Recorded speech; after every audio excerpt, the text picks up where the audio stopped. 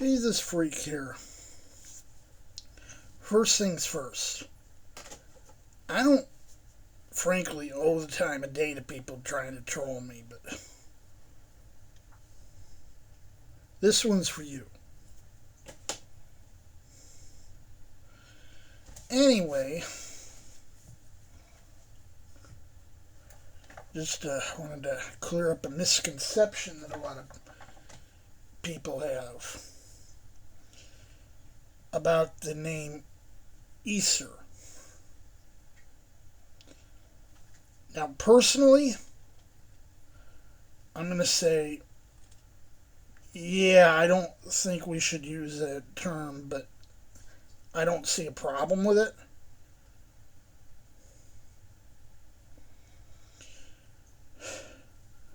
But when people are saying, oh, Easter, Ishtar, you're betraying that you don't know how language works. And good chance that either you are or heard this from a Ruttenite or a Ripplingerite. Because this is like Gil Ripplinger kind of linguistic abuse.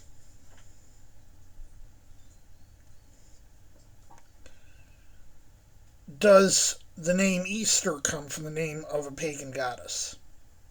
Probably. Is that goddess Ishtar or Astarte or Astaroth? No. Language doesn't work that way.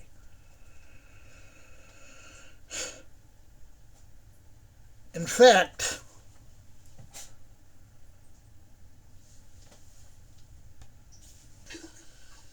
there is a closer word to show the etymological roots of Easter. That word is east.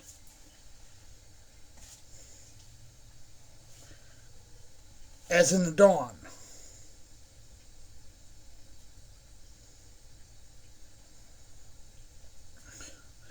If there is a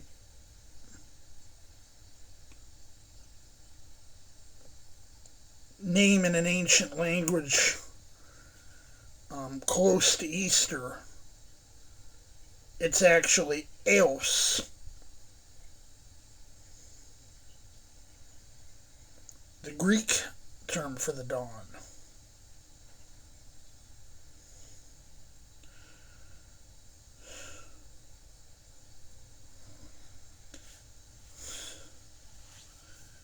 And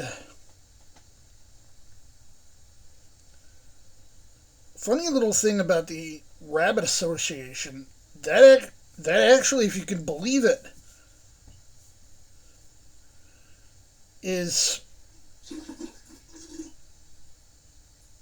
Catholic in origin.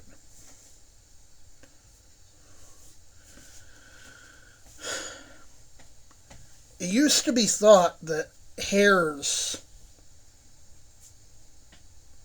were capable of parthenogenesis. And so somehow they got associated with the Virgin Mary.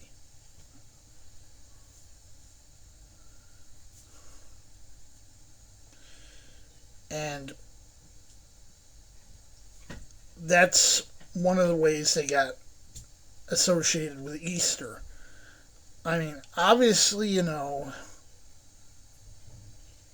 spring festivals tended to always be a thing.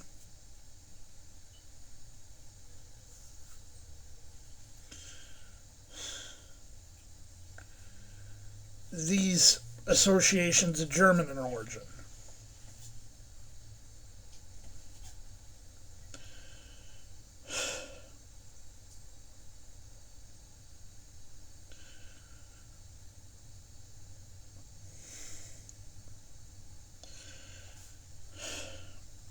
Could there be pagan influence? Absolutely. Just like there's a mix of secular and religious influence on Christmas. I tend to be the type, instead of trying to highlight the Christian elements, try to yank them out.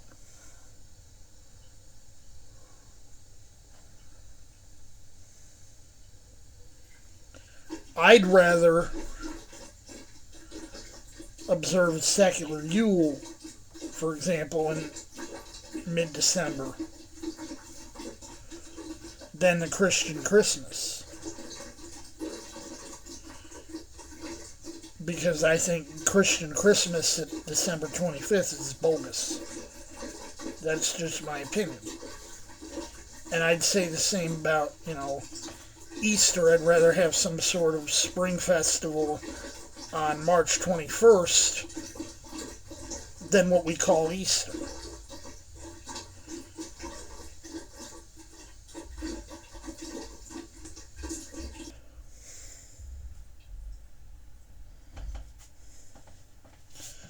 Now,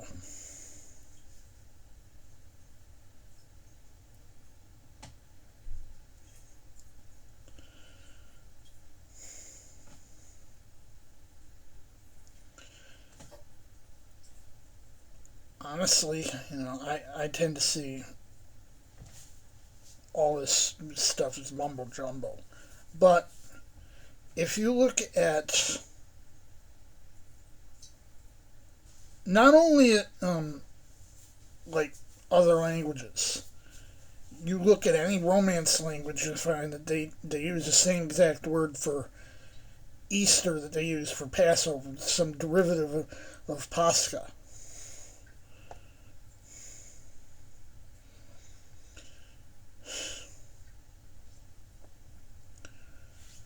At one point, English didn't differentiate between them either till about 1530.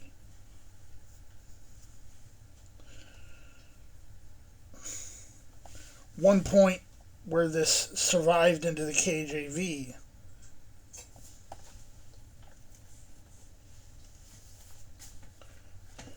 It's like a lot of people say, oh, that's wrong. It's technically not wrong.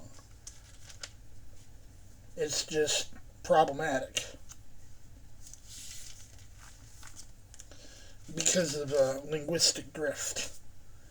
And that's a reference to Easter in Acts 12:4. Now people say, oh, but it was already the days of unleavened bread, so it couldn't have been the Passover. Luke did not differentiate between the two. And I give you proof of that. Luke 22:1. Now the feast of unleavened bread drew nigh, which is called the Passover. He did not differentiate between the two. If he considered them the same in Luke, why wouldn't he consider them the same in Acts? Even skeptics will say Luke and Acts were written by the same person.